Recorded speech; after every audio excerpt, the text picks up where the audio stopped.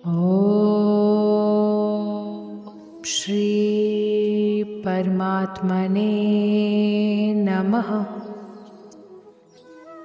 7वें अध्याय का महात्म्य।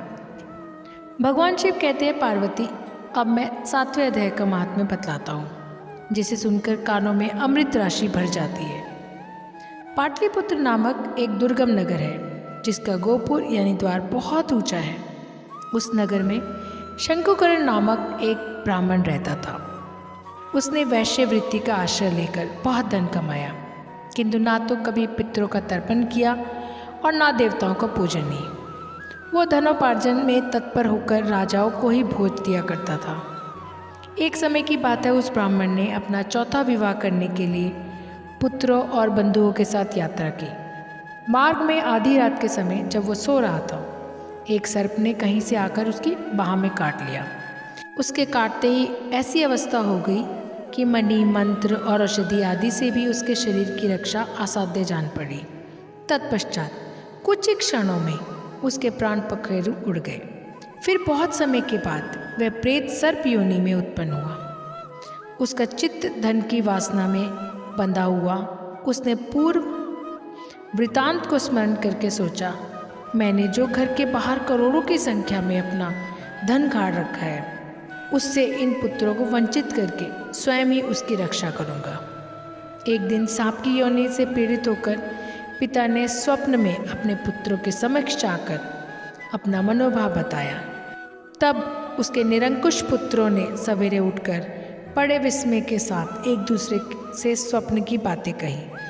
उनमें से मझला पुत्र कुदाल हाथ में लिए घर से निकला और जहाँ उसके पिता सर्प योनि धारण करके रहते थे, उस स्थान पर गया।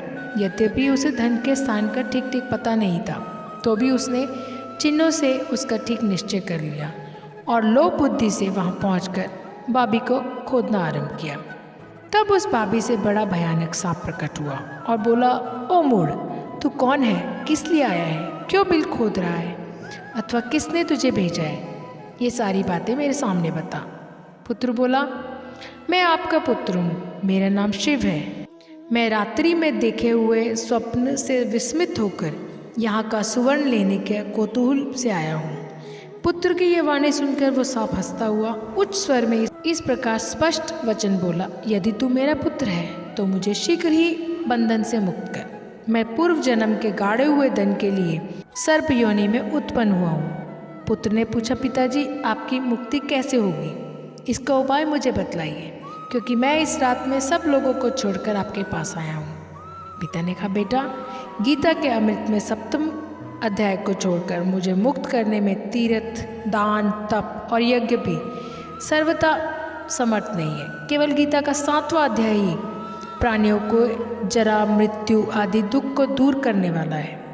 पुत्र, मेरे श्राद्ध के दिन 7वें अध्याय का पाठ करने वाले ब्राह्मण को श्रद्धापूर्वक भोजन कराओ, इससे निस्संदेह मेरी मुक्ति हो जाएगी। वत्स, अपनी शक्ति के अनुसार पूर्ण श्रद्धा के साथ वेद विद्या में प्रवीण अन्य ब्राह्मणों को भी भोजन कराना।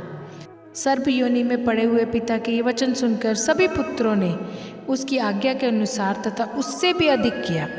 तब शंकुकरण ने अपने सर्प शरीर को त्याग कर दिव्य देह धारण किया और सारा धन पुत्रों के अधीन कर दिया। पिता ने करोड़ों की संख्या में जो धन बांटकर दिया था, उससे वह सदाचारी पुत्र बहुत प्रसन्न हुए। उनकी बुद्धि धर्म में लगी हुई थी, इसलिए उन्होंने बावली, कुआं, पोखरा, यज्ञ तथा देव मंदिर के लिए उस धन का उपयोग किया और अन्नशाला भी बनवाई। तत्पश्चात 7वें अध्याय का सदा जप करते हुए उन्होंने मोक्ष प्राप्त किया।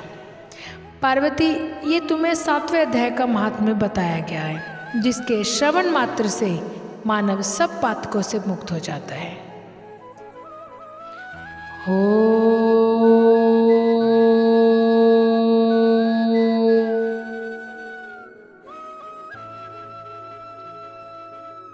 जय श्री कृष्ण।